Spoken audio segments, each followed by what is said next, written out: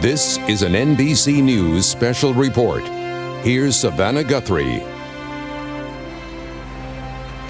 Good morning, everyone. 10 a.m. in the east, 7 a.m. in the west, and 3 p.m. in the afternoon in the United Kingdom. And this is the scene in Edinburgh, Scotland, where a hearse carrying the coffin of Queen Elizabeth II is making a slow journey from the official palace in Scotland to St. Giles Cathedral, where later today there will be a service honoring her. King Charles III and the other senior royals, his brothers and sisters, are behind that casket as they make this solemn procession down what's known as Edinburgh's Royal Mile, a passage that at times is as narrow almost as a sidewalk, and as you can see from those images, is thronged with people, shoulder to shoulder, packed in to see a final glimpse of Queen Elizabeth as she makes a slow journey that will culminate in her return to London tomorrow.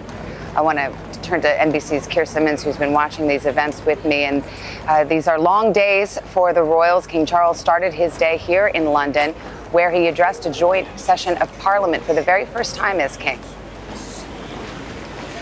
That's right, Savannah. We are watching history both in the Royal Mile there in Scotland after a morning of democracy here in London in an equally historic venue, the Palace of Westminster, Westminster Hall. Westminster Hall, 900 years old, and members of Parliament, lawmakers gathered there, 900 of them, to hear the King speak and to speak to him about their love for the Queen. One quote from that moment that I thought really was touching, that the Speaker of the House of Commons saying, "Deep as our grief is, we know your grief is deeper." And we think of those words as we watch the King and Princess Anne and Prince Andrew and Prince Edward walk slowly behind their mother's coffin, because this week and in these days we are seeing the interweaving of royalty and history and politics and a very personal story for these members of the royal family, for whom, of course, this is more than just a constitutional moment. It is a moment of grief for them, both private and public.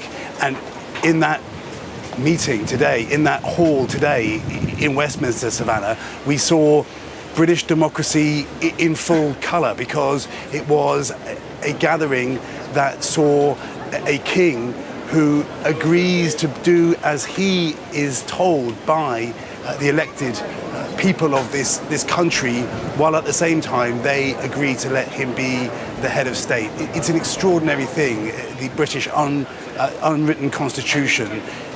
There is nothing that says that the king cannot demand powers back, but he doesn't, and that is why it works. And it has been hard fought. The streets that you're looking at now in Scotland have seen their share of royal turmoil, of bloodshed, hundreds of years in which the agreements that make this pomp and pageantry so important were forged. Hard fought, because that hall where the King spoke this morning here in London is the same place where King Charles I was put on trial.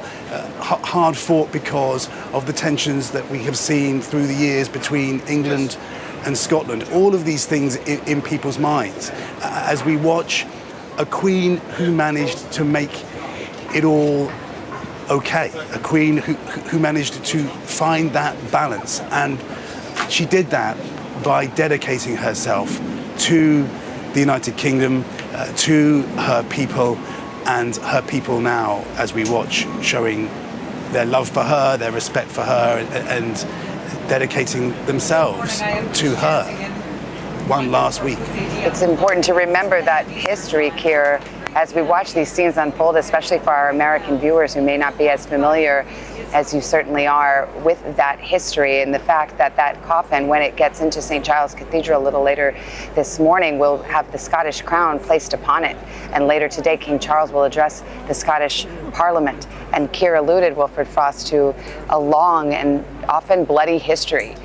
And to have this moment one can't take that for granted. It was not a given that it would result in this scenario. No, I mean, many centuries ago, of course, the kings and queens of Scotland and England would clash on the battlefield. And weirdly today, even when the First Minister of Scotland, Nicola Sturgeon, who will be there today, both in St Giles Cathedral and then, of course, in Scottish Parliament, leads the Scottish Nationalist Party. She wants to separate Scotland from the rest of the United Kingdom, but confirmed earlier this year, and indeed in an interview with Sky News earlier today, that if that were to happen, they would still keep the Queen and her descendants, now the King, as their head of state, much like, say, Canada and Australia did. So in an odd kind of way, the Crown is almost a unifying figure in a way that many centuries ago it was the opposite. And I think behind the added level of pomp and ceremony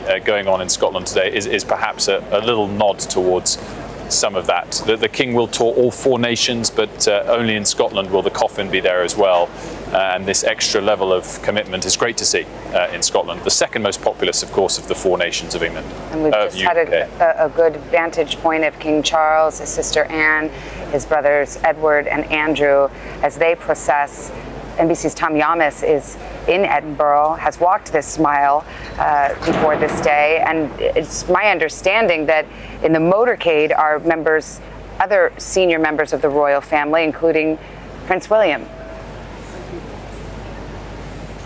Yes, it's quite the scene, Savannah, and it's interesting. As we watch these live pictures, I'm struck how the sun almost seems to be following the Queen's hearse, right? And then in the shadows of these medieval buildings through Edinburgh is happening this procession. All the people that have come out, like I said, more than were out yesterday, people pouring over staircases, and it's the young, it's the old, it's parents. It's been incredible as a reporter to watch the amount of children that have come out here to Holyrood House, the palace, but also there on the procession route as well to pay their respects, and their 9-year-olds, their 10-year-olds. They don't know the Queen as well as some of the other people, but it's great to watch them, and then people who are in their 70s and 80s who have come out here and waited for hours, Savannah. These people have waited so long to witness this moment, and when I speak to them and I ask them, is it worth it? Because you only get a few seconds to watch the coffin pass by and to see King Charles, and they sort of give you the sense that, listen, this family and this woman gave us 70 years of her life. This is the least we can do. We are getting close to the cathedral here. There's still a little bit of a ways to go before they get in there. But once they're in there, it'll be the public's first opportunity to actually walk inside and get somewhat close to the Queen's coffin and pay their respects as she lies and rests there for at least 24 hours. People are going to have to be waiting hours in line for their standing up. They're giving people warnings to be very careful, that there's going to be no place to sit. Savannah, I heard one report that when these services move to London, people are going to be maybe waiting 30 hours in line to see her for some of those events that are happening over there. But again, Savannah, having been here now for 3 or 4 days, speaking to so many people from this country, and then seeing the turnout here and the level of respect. I mean, I've never heard Edinburgh this quiet. Everyone is so respectful, watching this tradition, watching this ceremony play out moment by moment. And now this procession, which is moving quite slowly, but headed towards St. Giles Cathedral, slowly to mark the solemnity of the occasion and perhaps to afford that moment of prayer and reflection for the people who have chosen to line those streets shoulder to shoulder, packed on a pretty warm day here in the United Kingdom. And as Tom mentioned, this is the first part of the Queen's journey. She started at Balmoral Estate and then the hearse was driven 6 hours south to the capital of Edinburgh. It will lie at St. Giles Cathedral for 24 hours so that members of the Scottish public could pay their respects, and then will be flown, Princess Anne as the chaperone, to London once again, where tomorrow night the Queen will spend one final night in Buckingham Palace. On Wednesday, the procession moves to Westminster Abbey, and there starts 4 days in which the Queen will lie in state. And it is expected there will be thousands upon tens of thousands coming to pay her respects. People have been warned there could be hours and hours of waiting, perhaps up to 30 hours. But based on the people we speak to here, the people my colleagues are speaking to in Scotland, they are more than prepared to wait that time just to have their moment of gratitude after 7 decades of service. As we watch these images, I want to turn to Molly Hunter, my colleague who's here at Buckingham Palace with me. And Molly, I know you were at Windsor yesterday when Harry and William surprised the crowd by walking out together. What kinds of things do you hear from the people that are coming here to pay honor to the Queen? Savannah, that's right. And we're actually just across the river. We are in front of the Houses of Parliament. This is where, as you and Tom both just mentioned, millions of people, and I don't think that's an exaggeration, are planning to line up right around here, snake all the way around, and wait for their turn to pay their respects, to go into Westminster Hall and to file past the Queen. But you are right. We were in Windsor over the weekend. It was Saturday. And we were expecting a lot of people, big crowds, Savannah, who were coming to Windsor Castle to pay their respects, to lay flowers. And then they started to put up some guardrails. And that is when a royal visit was kind of whispers of a royal visit went through the crowd. And about an hour or two later, out come the new Prince and Princess of Wales, of course, William and Kate, and alongside them, the Duke and Duchess of Sussex, Harry and Meghan. And the crowd, Savannah, gasped. They were astonished to see them together. And all of a sudden, it went from kind of a fairly somber mood. People obviously had brought their children, they had brought flowers. There was lots of conversations about what this meant, what a national moment this was. And the crowd then became slightly more joyful. There were smiles, unexpected smiles. And we started talking to people, Savannah, about what it meant to see those brothers together. And everyone just felt like it was a really special moment. Whether or not it was kind of lasting, whether or not it was just a moment of a temporary truce right now, everyone felt that we spoke with. And we spoke with young, old, children, obviously, who were excited. Everyone felt like it was so special to see these brothers together. And one woman actually told me that she felt like it was the Queen's final wish. I know that we've been talking a lot about how King Charles also wanted to see his sons together. But one woman said she believes the Queen had a hand in this, that she would have been so proud to see her grandsons there together. And truly, Savannah, the grandsons were talking to each other, were smiling, were chatting, and then leading their wives down. And they then spent almost an hour talking and shaking hands to everyone, taking flowers from the crowd, of course, but really spending serious time having meaningful conversations. These two boys, Savannah, are so special to this country, and that was what everyone told us, that they just couldn't believe that they got to see something so special on a day of such importance. And there's no question that watching images like the ones we're seeing where the Queen's children are walking behind the funeral procession and the cortege with the casket really brings to mind that tragic scene 25 years ago when Harry and William walked behind their mother's casket, a totally different circumstance in which a young woman died shockingly and tragically. Here we have the Queen having lived a good long life, 96 years old, 7 decades of service, and so the feeling in the crowd, I'm sure you'll agree, has been one of sadness and sorrow, but mostly gratitude, love and joy and affection for a life well lived and for a job well done. One of the notes I read as I walked through some of the floral tributes quoted the verse from Matthew, well done, my good and faithful servant. And I think that is the feeling that we hear from the public. Wilfred Frost is with me, and I think about King Charles. There he is walking. You can see him to the left side of the screen. He's in his military regalia, as are 3 of the 4 of the Queen's children. He's 73 years old. He's the oldest monarch ever to take the throne. Which speaks, as we well know, to the extraordinary length of his predecessor, his mother's reign. But I do also think worth reflecting on that at 73. There's a lot on his shoulders this week. This walk in heavy military clothes, only a mile long, but in the heat is not something that everyone does, particularly with the weight of duty that's been on his shoulders in the last couple of days, and of course in the week ahead to come for him. But this is a great example, as Keir was saying. Duty first. They have a lot on their shoulders, but they're ready to deliver. And I think the interactions with the people are so important as part of the mourning process. No question, and this is just the beginning of the mourning process. We're starting to see the procession. We're in Scotland. The Queen's casket is being moved first from Balmoral, then to the Queen's Palace in Edinburgh, the official residence of the Queen in Scotland, now to St. Giles Cathedral, where it will lie for a period of 24 hours. They say the coffin is lying in rest. That's the term. And the members of Scottish public are invited to come and pay respects. And at that point, it moves on to London. But I want to bring Keir Simmons in again as we talk about looking ahead. King Charles will make a tour of the nations of the United Kingdom. And it all culminates a week from today and the funeral, the state funeral of Queen Elizabeth II. Many, many world leaders expected to attend, including President Biden. That's right, Savannah. We'll see scenes like this behind us here outside Buckingham Palace and in London in the days ahead. And it is an age-old tradition. Folks can go online and look up the funeral of the Queen's father and see similar scenes in black and white on film. It is something that is traditional, but all of this at the same time has been planned meticulously by the Queen herself. She was involved. And it was occurring to me, one other thought watching this at Savannah. The Queen would have been, and as you watch processions like this in the days ahead, keep an eye out for the horses, because that's what the Queen would have done. Her love for horses surpassed almost anything. And I was watching and seeing the horse just to the right. Some people watching closely will have seen it too, I suspect.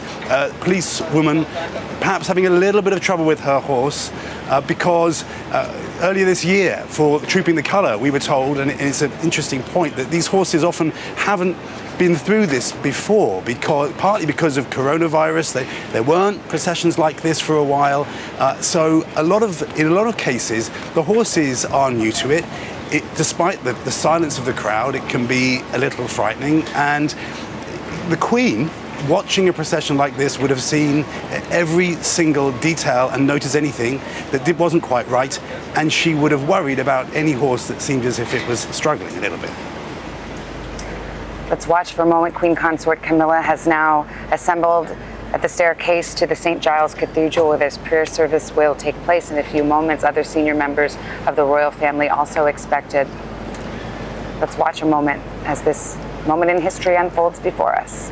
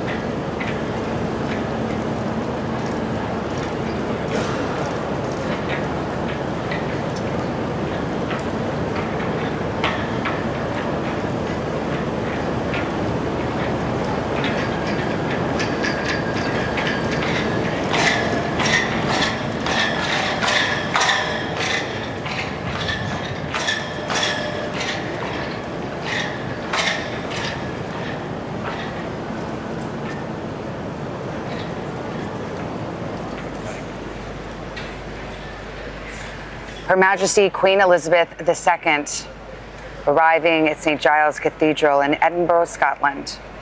Her casket adorned with flowers from her beloved Balmoral estate. A prayer service about to be held, senior members of the royal family and King Charles III in attendance. The first of many goodbyes to Queen Elizabeth this week, just days after her passing, having served 7 decades as the monarch of the United Kingdom. Her casket as it moves into the cathedral will be placed at the center, the throne of Scotland placed upon it. Hymns, prayers, reflections. As a great stateswoman is laid to rest, Wilfred Frost. Well, exactly. Not quite laid to rest yet, of course, but it really does have that feeling as if it is akin to the funeral that we await on Monday, the 19th of September, because it is a religious service in a cathedral in a capital city with senior members of the person's family and senior members, more importantly, of the monarchy in attendance alongside Her Majesty Queen Elizabeth II's coffin, as you said, that will have the Scots crown on top of it as a significant first in that regard. And it's obviously, once again, we repeat the point, a very, very sad occasion, but also a great occasion to allow this to take place in more than just one city of the United Kingdom, more than just one nation of the United Kingdom. It's not quite the funeral yet, of course, but it does have that sort of solemn, serious feeling about it. It's always a moment when you see the Queen's children, because it's always a stark reminder that though she is a queen, she is a mother, and those are children who grieve the loss of her mother. We will continue to watch these pictures. We will continue to cover the events, these historic events taking place in the United Kingdom. But for the moment, that concludes our coverage. We will return most of you to the Today Show. I'm Savannah Guthrie in London. This has been an NBC News Special Report.